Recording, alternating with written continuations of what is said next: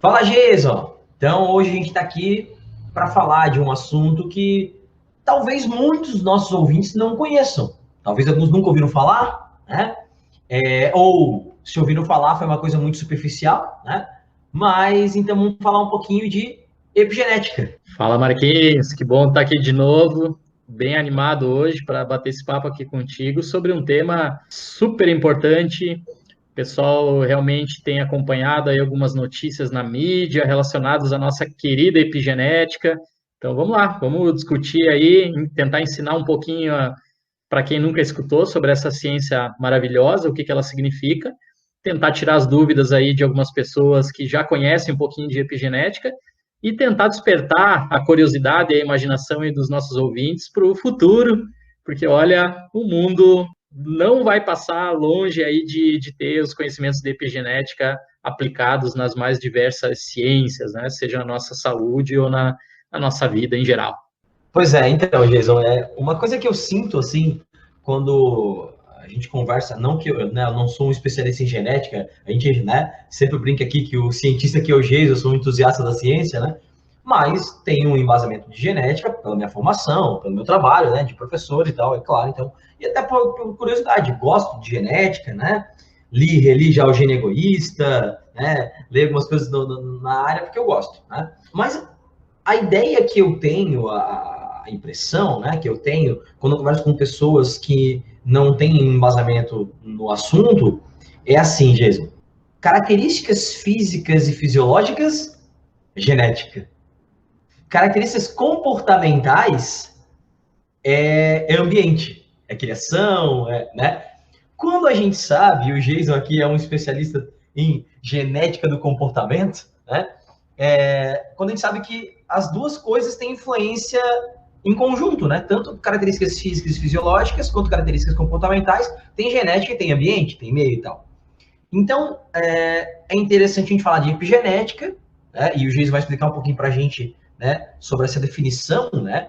Eu costumo passar no começo do ano para os meus alunos, Jason, uma lista de prefixos e sufixos, né, radicais latinos, para a gente, né, facilitar o entendimento da biologia, porque essas nomenclaturas são baseadas a partir de radicais, né, latinos. E aí, acho que tu pode explicar um pouquinho para a gente da definição de epigenética e a gente pode entrar um pouquinho no que significa e discutir um pouquinho essa história de se características físicas são só genética, características comportamentais são só criação, ambiente e tal. Né? Então, acho que a gente, tu dando para a gente a definição de epigenética, acho que a gente consegue partir daí para o nosso papo. Marquinhos, que sensacional que você faz esse trabalho de passar os prefixos, sufixos aí para a galerinha nova, porque eu costumo sempre dizer para eles na graduação também que às vezes na biologia a gente quebrando a palavrinha ali, né, nas suas regiões menores, você consegue entender o que tá, a ciência que está por trás, o conceito que está por trás daquela palavrinha, né, muito mais do que a gente ter que ficar tentando decorar, associar palavras novas aí a conhecimentos específicos. E a epigenética, gente, é um exemplo clássico disso. Porque se nós pegamos aqui a palavra epi significa o quê? O prefixo epi significa acima ou sobre, né? Vem ali do idioma grego.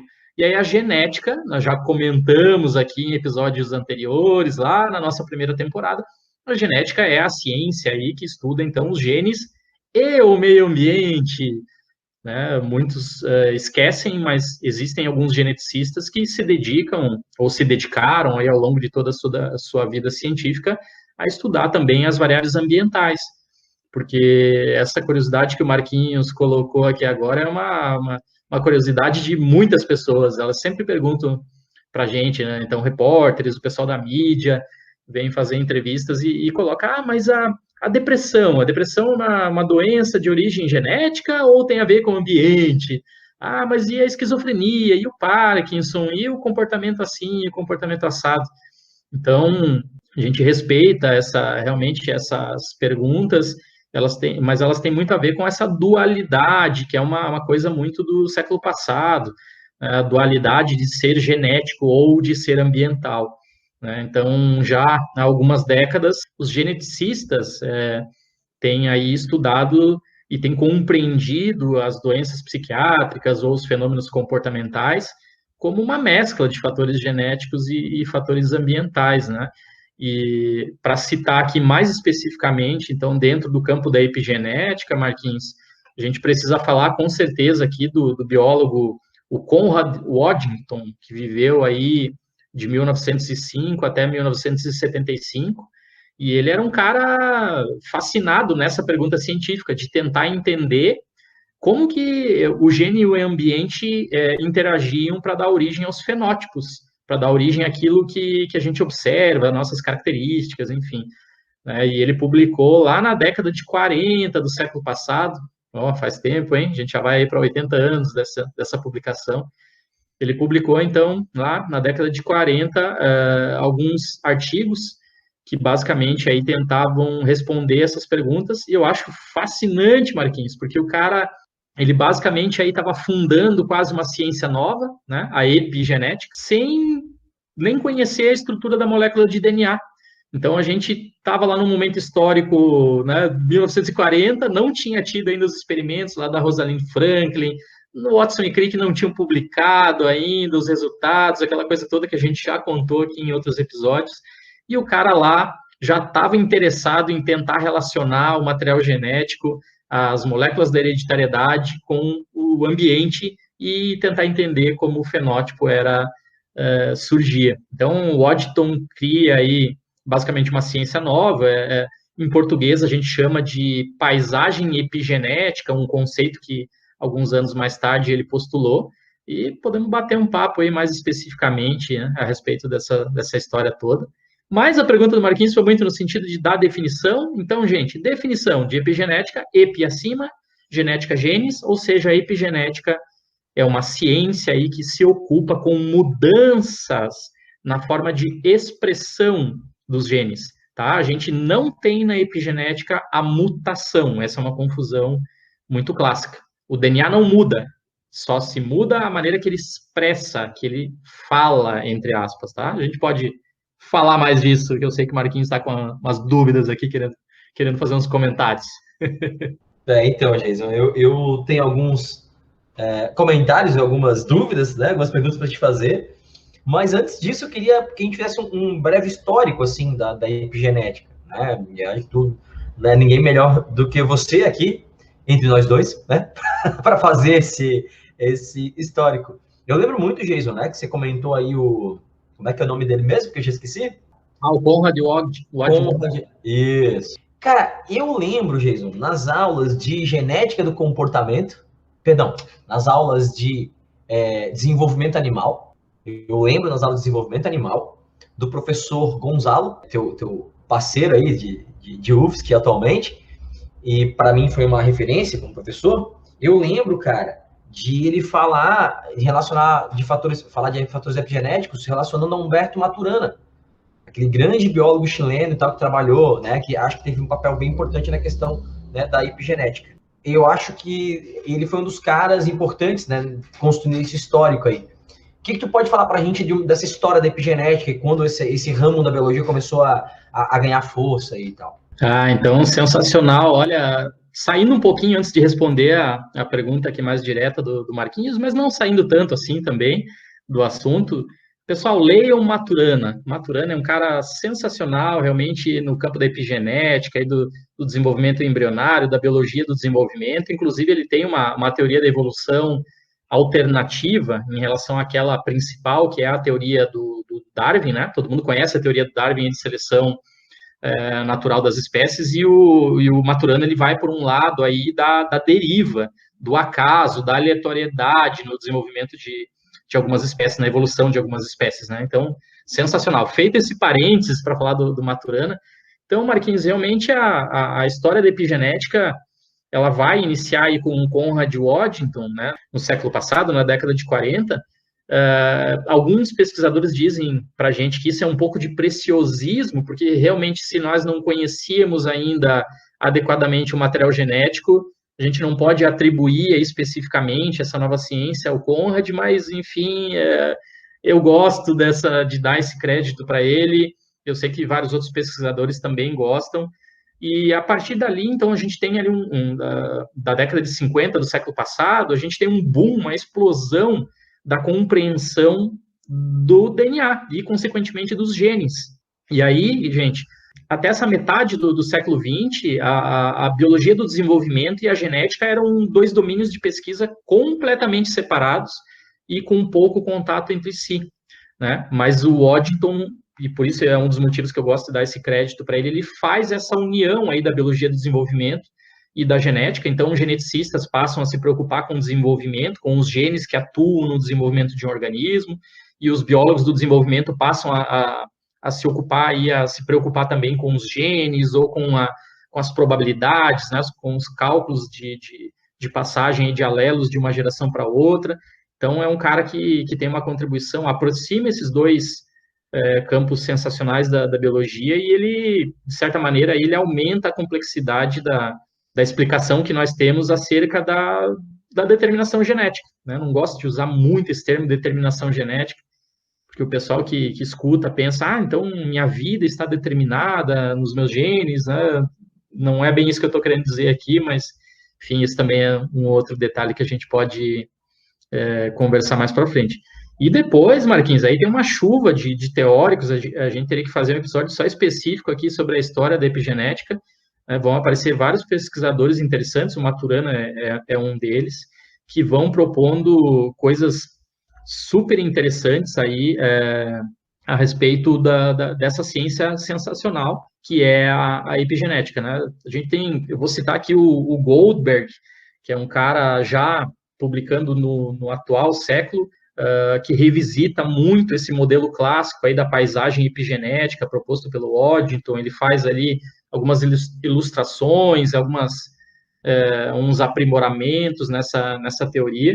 Então, tem muita gente muito interessante aí, que, inclusive, dá origem a campos específicos dentro da epigenética. A gente pode falar mais no final desse episódio aqui, né? A farmacogenética, nutrigenética. Tem muita coisa interessante aí para falar dentro dessa grande ciência epigenética.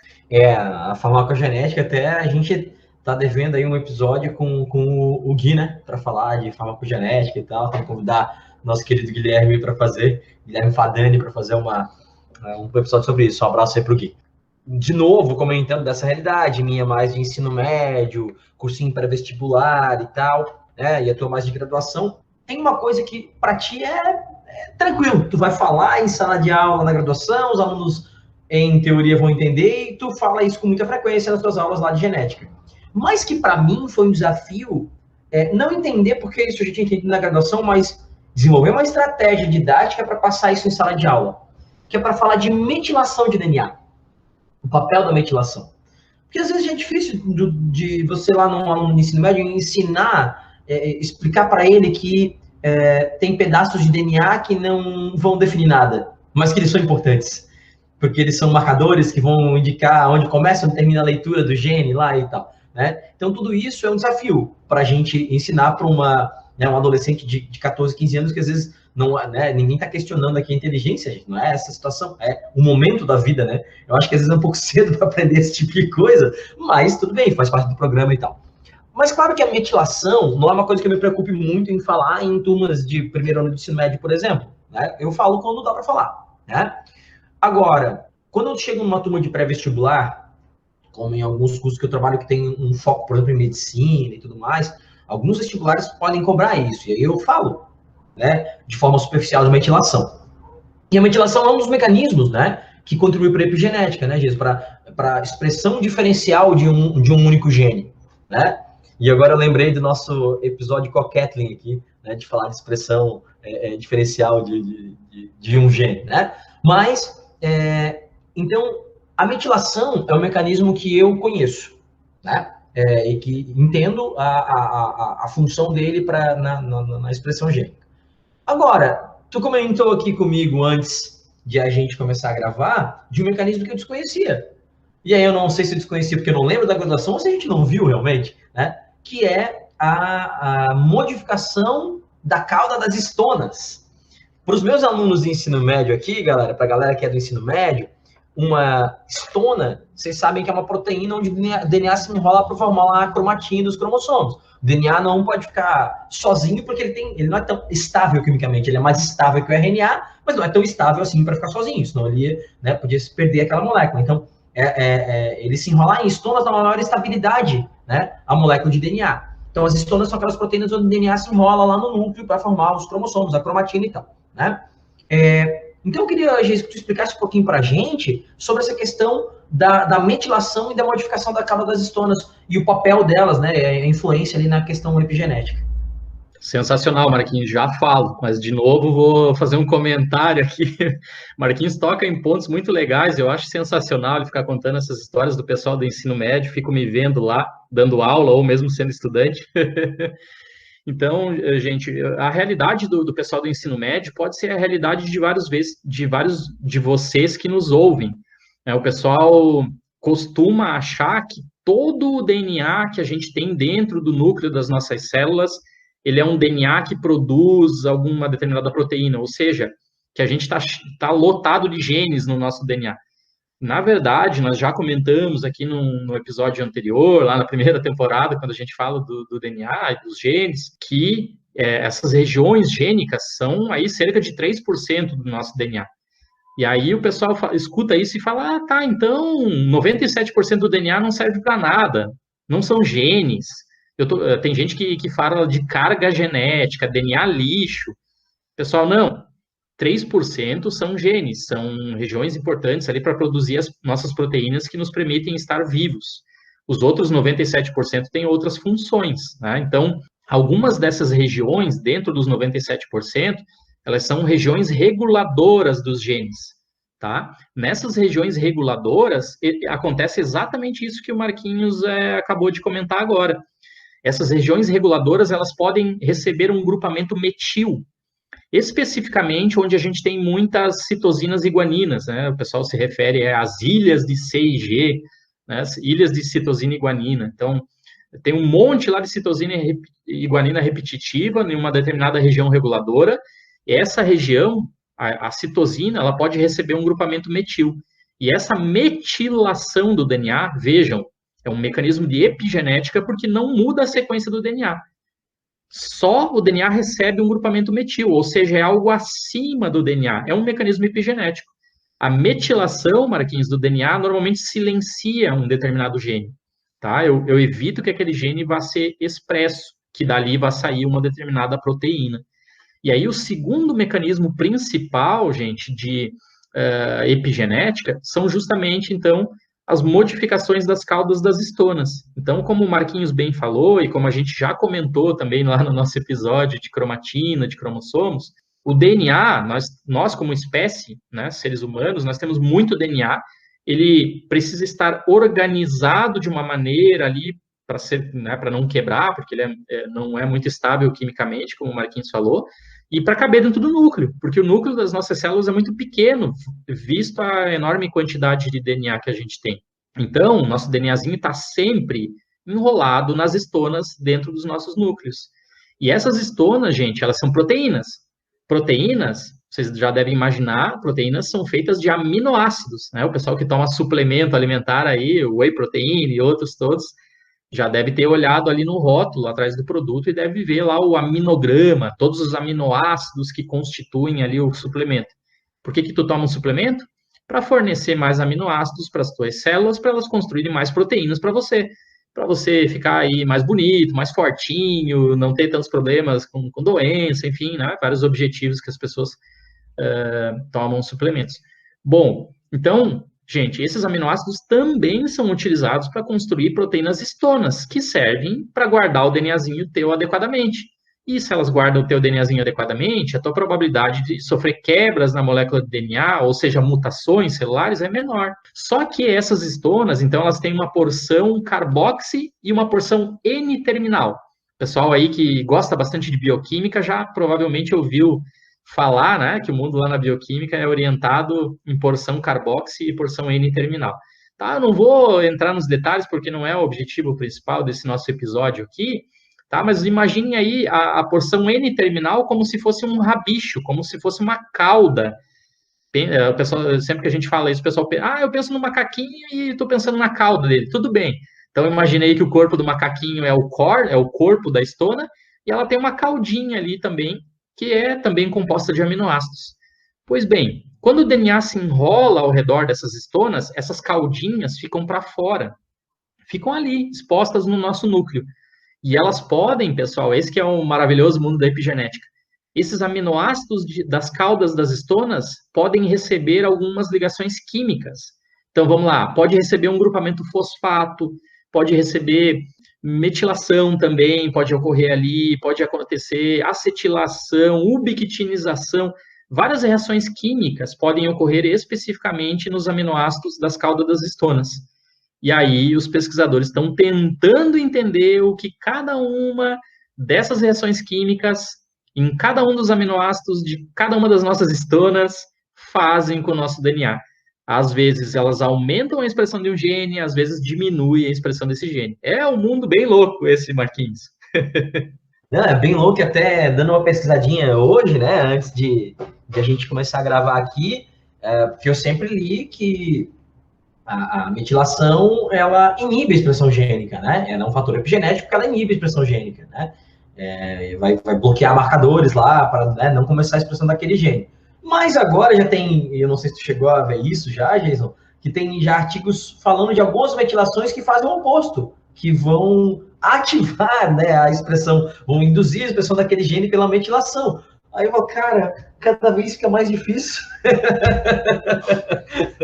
Mas é isso aí, vou ter que pesquisar mais sobre esse assunto aí para poder discutir isso. Por enquanto Marquinhos, realmente, a ciência vai avançando, a gente está falando aqui do mundo nanomolecular, é algo muito pequeno, então é muito difícil, e é muito bom que tu colocaste esse comentário para a gente também deixar aqui bem claro para os nossos ouvintes, que para eles não confundirem, porque existe a metilação do DNA, que suprime, no geral, né, gente? O Marquinhos já falou aí de uma exceção, mas no geral, assim, aquele mecanismo mais clássico, a metilação do DNA suprime a ativação de um gene, tá? E a metilação da cauda das estonas, aí depende. Aí pode ativar, pode suprimir, pode suprimir pouco, pode suprimir muito. Então, é uma complexidade, eu concordo contigo, meu velho amigo. É impressionante, né, cara? Mas esse que é o legal, né? Esse que é o barato, as coisas vão mudando, a gente vai aprendendo a cada dia, né, cara? Não existe um dia que você não abra para ver um artigo sobre o assunto e você não veja uma novidade, né? É impressionante. Ô, Jason, e aí, de novo, né? Eu aqui agora vou fazer uma pergunta genuína para ti, porque às vezes a gente faz as perguntinhas só para enganar, assim, Jason, me fala tal coisa que, né?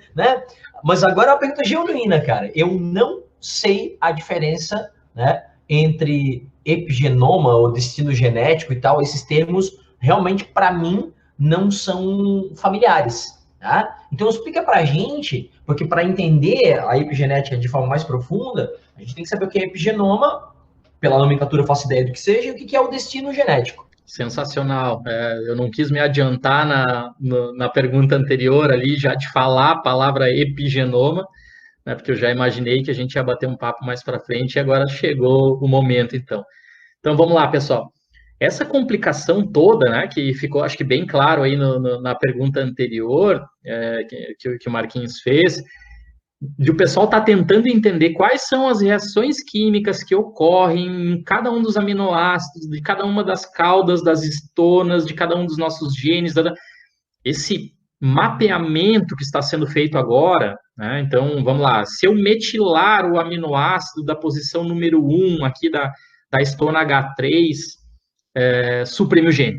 Se eu metilar o aminoácido da posição número 10 da mesma estona H3, agora aumenta a expressão gênica. Então, os pesquisadores eles estão construindo um mapa epigenético. Eles estão aí no laboratório trabalhando com células isoladas, aí com moléculas de DNA específicas ou com estonas especificamente, para tentar entender todas as reações químicas que são possíveis e passíveis de acontecerem aí nas nossas células e qual é o resultado prático disso. Se é um aumento de um gene, né, da expressão de um gene, ou se é a supressão de um gene. Tá? Então, o pessoal já ouviu falar em genoma. O que é o genoma? A gente sabe toda a nossa sequência de DNA. O Marquinhos pode contratar hoje uma empresa, né, para ver o genoma dele. Então, ele vai receber em casa. E, aliás, Marquinhos, até a Ana já falou disso aqui no nosso episódio, né, que ela fez lá o teste de ancestralidade dela, né, o teste genético. ela falou, e eu até tô bem com vontade de fazer, não fiz ainda, mas quero fazer também. Pois é, então, você que está nos ouvindo, Marquinhos, nós podemos aí contratar uma empresa para fazer o nosso genoma. A gente recebe em casa aí um pacotinho com um cotonetezinho, aí você faz ali um bochecho, um esfregaço na tua boca, coloca lá no pacotinho, manda para a empresa, né, e a empresa vai te devolver um resultado dizendo esse é o teu genoma. Ou, se você tiver interesse, fazer um exame ali de ancestralidade, de hereditariedade, ela vai te devolver o resultado lá dizendo de onde você veio, a origem da tua família, né? Que foi o caso mais especificamente que a Ana fez. Aliás, um beijão, Ana, temos que fazer mais episódio aí contigo. E, gente, o epigenoma, então, ele não é possível de ser feito ainda, ele está sendo desvendado pela comunidade científica no atual momento, e vai levar mais vários anos, porque a complexidade do trabalho, ela é hercúlea, né? A gente tem muito DNA, tem muita histona, então tem que descobrir todas as reações químicas que ocorrem em cada um dos pedaços, o que faz com aquele gene, o que faz com aquele outro. Mas um dia vai existir. E aí a gente vai ter aí, provavelmente, meus filhos, talvez os netos, sei lá, eles vão ter a disponibilidade aí de ver um epigenoma, de saber todas as modificações epigenéticas ali que eles têm, né, e como que isso trabalha com o DNA deles. E, pessoal, eu sei que eu estou falando aqui bastante de aumentar ou diminuir a expressão de um gene, tá? O que eu estou querendo dizer com isso é que não ocorre variação no DNA desse gene. Aumentar a expressão dele significa vai ser produzido mais RNA a partir dele e, consequentemente, mais proteína, tá? Diminuir a expressão de um gene significa eu vou produzir menos RNA dele e, consequentemente, menos proteína a partir dele. A gente conversou também a respeito disso lá na primeira temporada, né, nos episódios lá de RNA. Então, se vocês tiverem alguma duvidazinha nessa parte molecular, assim, mais básica de expressão, dá uma voltada lá, escuta o episódio de RNA, é um dos episódios mais ouvidos que a gente tem, que está bem legal lá para tirar essas dúvidas. Então, se a gente sabe agora o que é epigenoma, é basicamente a coletânea de todas as informações epigenéticas que a gente tem num determinado momento da nossa vida, a pergunta que vem subsequentemente aí é, será que elas traçam o nosso destino genético? O pessoal vê aí muito documentários no YouTube, lê aí as notícias na internet, os documentários de Netflix e coisa assim, e pergunta pra gente, tá, mas quando eu souber o meu epigenoma, quando eu souber todo o meu genoma, então agora eu posso, no futuro, né, futuro distante, eu posso ler o resultado desses exames e, consequentemente, saber quanto tempo eu vou viver, que doença eu vou ter, por que eu sou assim como eu sou, por que eu tenho tal característica fenotípica.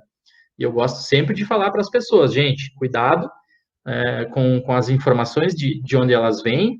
Saber o teu epigenoma hoje não significa traçar o teu destino genético. Tá? Saber o teu genoma hoje também não significa traçar o teu destino. Eu vou ter Parkinson aos 60 anos, então eu vou viver a vida loucamente agora, porque com 60 anos eu vou estar condenado. Tá? Calma, tá? A epigenética é justamente, como o Conrad falava, é justamente a ligação entre os genes e o ambiente. Ou seja, a epigenética, ela fornece possibilidades incríveis para todos nós como seres humanos ou para todos nós como profissionais que trabalhamos com a saúde, né? Que cuidamos aí, então, os farmacêuticos que né, trabalham aí com a parte mais medicamentosa, o pessoal da medicina, o pessoal da odonto, os psicólogos, porque as terapias podem, de alguma maneira, influenciar com que o teu epigenoma se modifique, tá? O psicólogo não vai conseguir lá com uma psicoterapia fazer alteração no teu DNA, não tem como, mas ele pode fazer com que esse DNA seja silenciado ou expresso em maior quantidade através de modificações epigenéticas, com a terapia. Exercício físico, xadrez, meditação, gente, um monte de coisas interessantes nós temos hoje descritas que mudam o nosso epigenoma. Só que, cuidado de novo, então, o epigenoma não dá destino traçado para sempre, porque ele pode mudar ao longo da vida, tá? Se você mudar as suas variáveis ambientais, pode mudar o teu epigenoma. E segundo, gente, cuidado, porque tem muito charlatão tentando tomar dinheiro de vocês, vendendo produto, terapia, som, música, alguma coisa assim, dizendo que se você escutar aquilo ou consumir aquilo, automaticamente você vai, sei lá, ficar menos doente ou vai se transformar num gênio. Não existem até o Reprogramação de presente. DNA, né, Jason? Reprogramação de DNA dos coaches aí. Né? O cara vai lá ouvir uma palestra e a mentalidade vai reprogramar o DNA. Por favor, galera, isso aí não existe, tá? Só para deixar claro. Reprogramação Pois de DNA. é, justamente. Justamente, pessoal. Então, os efeitos ambientais, né, o efeito da palestra aí que o Marquinhos citou, a gente não consegue. Se vocês escutarem aqui o nosso podcast, ai, vai mudar o meu epigenoma, eu vou ficar mais inteligente, né? Calma, pessoal, a gente não sabe onde vão ocorrer esses efeitos, tá? Então, sim, mudança de hábito de vida muda a maneira que o DNA de vocês se expressa, o DNA fala, porque causam mudanças epigenéticas no corpo de vocês. Agora, se isso vai ser bom ou ruim, sinceramente, eu não sei. O futuro nos dirá. Lá no futuro bem distante, aí sim o epigenoma ajudará vocês a tomarem melhores decisões nas vidas de vocês. Olha, eu sou um cara que preciso correr todos os dias, porque senão aos 60 anos eu vou ter Parkinson. Ou não. Se eu fizer exercício físico, vai potencializar, vai antecipar a chegada do meu Parkinson, enfim, né? O futuro dirá, como dizia o poeta. Verdade, verdade. Bom, Jason, acho que, não sei se você quer discutir, porque já deixasse aqui um pouquinho claro para a gente as implicações da epigenética, né? A gente tem alguma, né? Não sei se quer comentar, porque esse era um outro tópico que eu queria que se falasse, assim. Se tem mais algo a acrescentar sobre implicações da epigenética, né? O que a epigenética vai implicar na nossa vida, né, como um todo, né? Como é que ela vai influenciar a nossa vida, né? O que a gente sabe sobre isso atualmente? Ah, Marquinhos, é sensacional. Olha, na atualidade, a gente já tem aí pelo lado da farmacologia, né? Então os farmacêuticos vão adorar isso, não só eles, mas acho que também as pessoas que se beneficiam desse conhecimento. A gente já tem uma gama muito grande de pesquisadores, até poderia ter citado o nome deles lá no começo desse episódio, quando você me perguntou do histórico, mas acabei pulando. Então, esses pesquisadores vêm trabalhando na atualidade justamente com essa ideia de tentar entender o epigenoma. Tem dois caras aí que eu gosto bastante, o Randall e o Nestler, né? Eles têm publicado algumas revisões bem interessantes, e tem um monte de gente já testando composto, no sentido de que esses compostos virem medicamentos para estarem disponíveis na clínica em breve para todos nós. E esses compostos, esses medicamentos, eles fariam o quê? Eles fariam uma alteração específica no teu epigenoma. Eles causariam lá uma reação química na caudinha da estona lá que faz o DNA de vocês, o gene de vocês ser expresso em maior ou menor quantidade. Tá? O pessoal da nutrição também vai gostar de saber que também tem gente estudando isso. Só que em vez de estudar um composto que vai virar um medicamento, o pessoal da nutrição estuda, por exemplo, alimentos. Né? A mudança dos nossos hábitos alimentares, o pessoal aí era muito carnívoro, comia muita carne todo dia, não sei o quê, e resolveu, de repente, não sei por que motivo, resolveu deixar, talvez aí uma questão de sensibilização ambiental, ou porque se sentia mal comendo tanta carne, enfim, tem N questões. E aí a galera, então, muda, deixa de comer tanta carne e passa a comer muito mais vegetal. Eu sei que isso tem um monte de mudanças, né, comportamentais e calóricas. Então, um dia a gente traz uma nutricionista aqui para bater um papo, ou traz a minha querida estudante de doutorado, aí, a Ariela, para falar sobre microbiota com vocês. Mas a mudança de alimentação também causa uma mudança epigenética. Também muda o epigenoma de vocês. Ou seja, vai aumentar a expressão de alguns genes e vai diminuir a expressão de outros genes. Se vai aumentar a expressão dos bons ou dos ruins, não sei também e ninguém sabe. A galera está tentando entender isso agora, tá, gente? Então, logo, logo, logo, logo, a gente já vai ter aí na clínica alguns medicamentos que são baseados em mecanismos epigenéticos, né, que vão modificar ali, vão fazer alterações químicas nas caudas das nossas estonas com um objetivo muito específico. Vou citar aqui, por exemplo, os pesquisadores do câncer. Né? A gente sabe aí que o câncer, de alguma maneira, assim, na parte mais genética, ele é uma desregulação de alguns genes chaves que controlam o ciclo celular, que controlam o processo de divisão das nossas células. Opa, se eu detecto lá que tem um determinado paciente, que ele está com uma desregulação num gene muito importante ali para um determinado câncer, vou citar um gene aqui para não ficar falando só hipoteticamente. Câncer de mama, tá? Tem o gene BRCA1 ou o BRCA2. Vamos fechar aqui só no BRCA1 por enquanto. Então, pô, o cara tem uma expressão muito aumentada lá do BRCA1 e, né, no caso das mulheres, né, vai desenvolver lá um câncer de mama. Pô, como é que a gente pode silenciar esse gene aí, o BRCA1, para fazer ele ficar quietinho, para não causar problema de divisão celular e, consequentemente, originar aí o câncer de mama? Talvez com um mecanismo epigenético, ou talvez com um composto bioativo aí de um determinado alimento, né? Fazer uma suplementação específica com esse determinado alimento. Então, as perspectivas são muito interessantes, Marquinhos, assim, pensando em modificação para melhor da nossa saúde, né? Já que modificar o DNA é muito difícil, claro que tem o CRISPR aí surgindo, né? A gente um dia fala sobre CRISPR, mas a realidade mais imediata seria mesmo não modificar o nosso DNA, mas sim modificar a forma que ele se expressa, então aí com medicamentos ou com nutrientes, né? Com alimentos. Essa possibilidade, né, da epigenética melhorar a nossa vida de alguma forma é mais um mecanismo que a ciência traz para nos favorecer, né? Então, eu acho sensacional isso, e a epigenética, principalmente, é uma parada, para mim, Jason, muito mais do que edição gênica, a epigenética, eu acho que é um mecanismo mais palpável e que vai ser de acesso mais amplo às pessoas. Acho que as pessoas vão ter mais acesso. Isso aqui é a opinião do Marquinhos, tá, gente? Acho que a epigenética, ela vai ser mais democrática, as pessoas vão ter mais acesso do que uma edição gênica, por exemplo, né, no futuro. Aí. Acho que isso é bem interessante. Né? Marquinhos, concordo totalmente contigo, meu caro amigo, de novo. Porque se a gente pensar aí, futuramente nós falaremos do CRISPR, edição genética e tal, mas é uma coisa que para funcionar muito bem, ela tem que ser feita lá no embrião, então ela vai precisar aí, né, de coisas que... Você já citou aqui o Gattaca, né? O filme tão interessante, o Gattaca. Então o pessoal pode assistir lá e ver mais ou menos o que a gente está querendo dizer com esse nível de edição genética.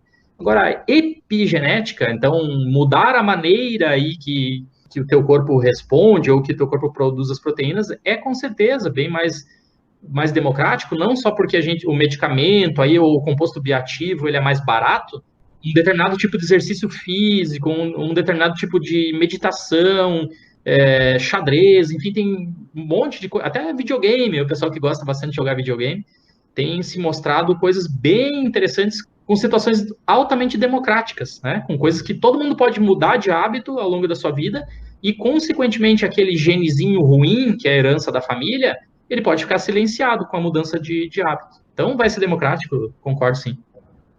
Show de bola, show de bola. Já que a gente entrou nesse assunto, o que a gente pode falar aí? O que você pode falar para a gente um pouquinho mais sobre o futuro do mundo com a epigenética? O que a gente tem de previsão? Você já falou basicamente realidade, assim, que a gente tem. Mas a epigenética, apesar de maturana já desde a década de 70, 80, já falar de epigenética, e o Conrad lá antes disso, né?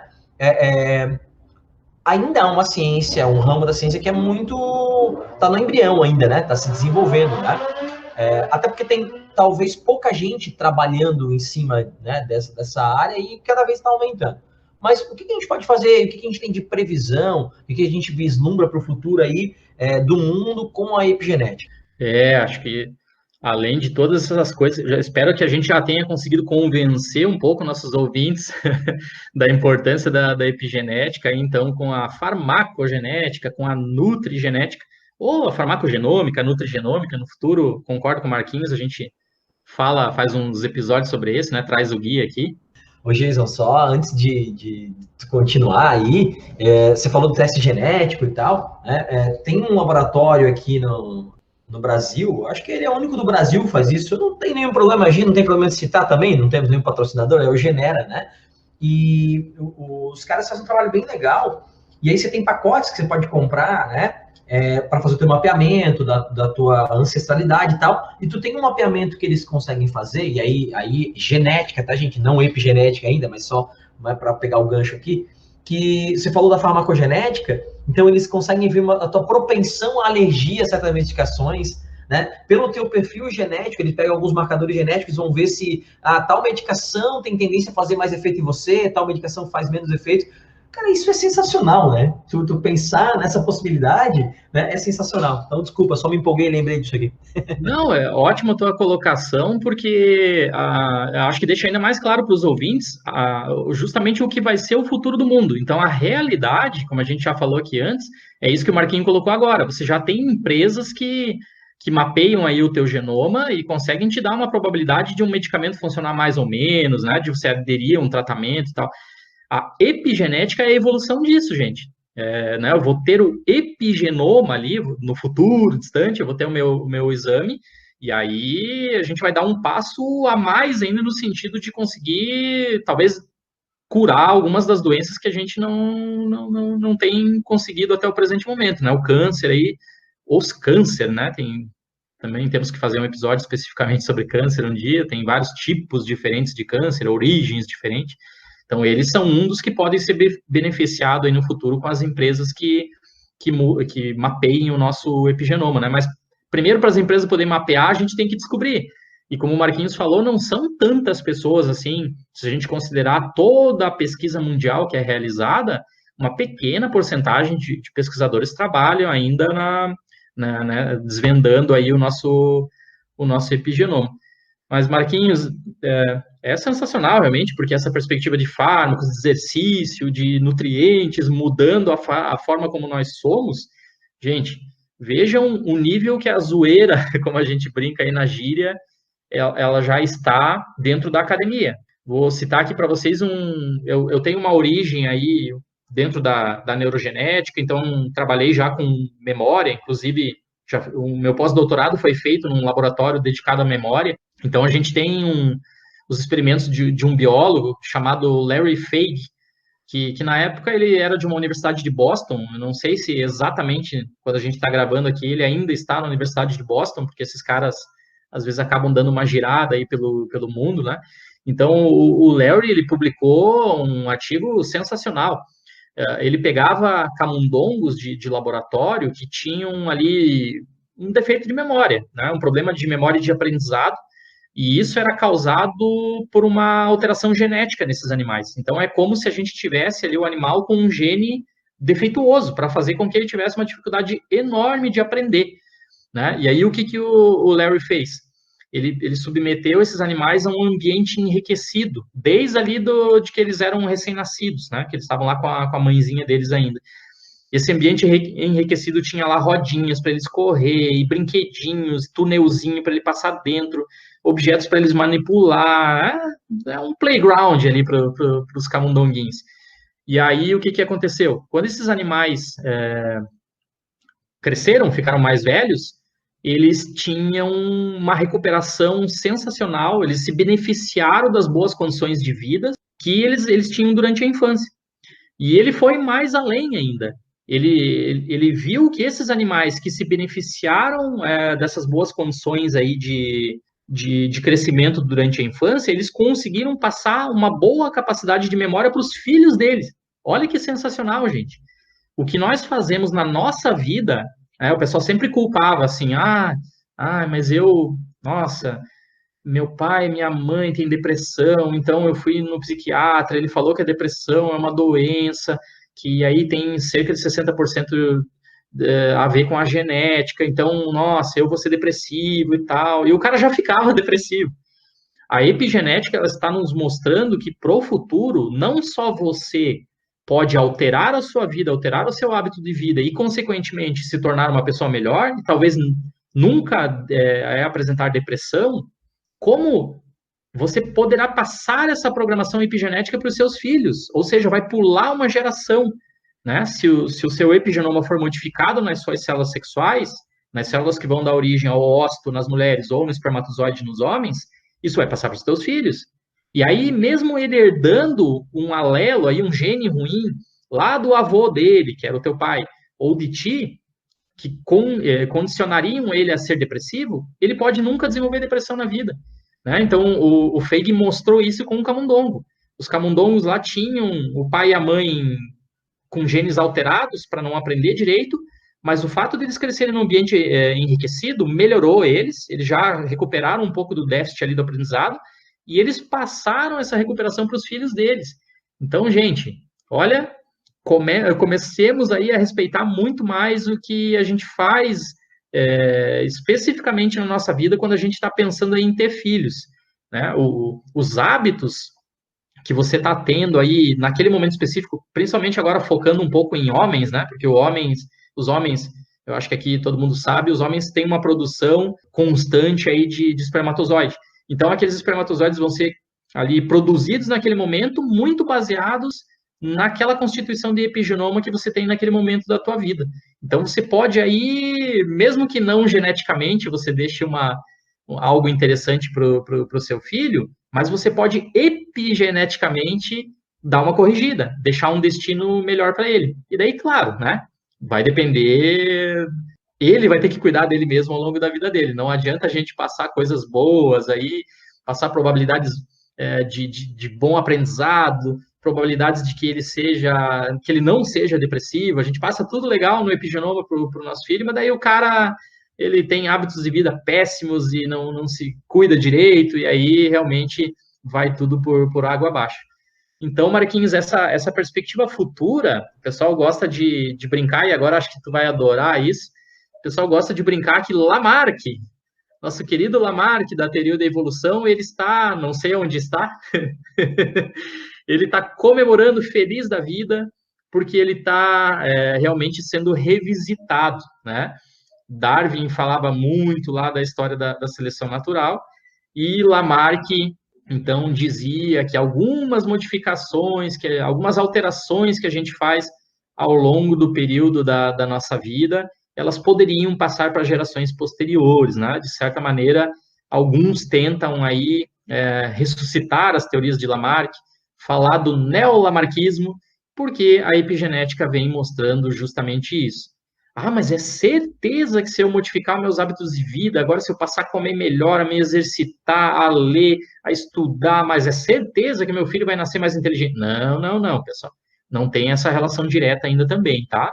Mas isso já vem sendo mostrados aí em camundongos em situação de laboratório, né? A gente vê um outro biólogo norte-americano aí chamado Randy Geertl, que ele forneceu uma dieta especial a camundongos que tinham uma característica, um fenótipo de pelo amarelo, tá? E isso era basicamente geneticamente condicionado.